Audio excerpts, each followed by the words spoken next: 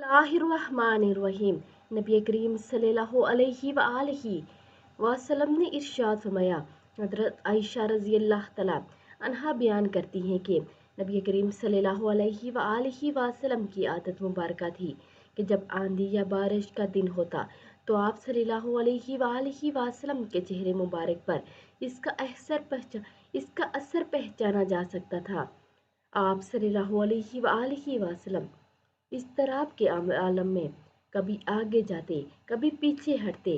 फिर जब बारिश बरसना शुरू होती तो आप खुश हो जाते और वो कैफियत आप सल्लल्लाहु अलैहि वआलिहि वसल्लम के चेहरे से दूर हो जाती।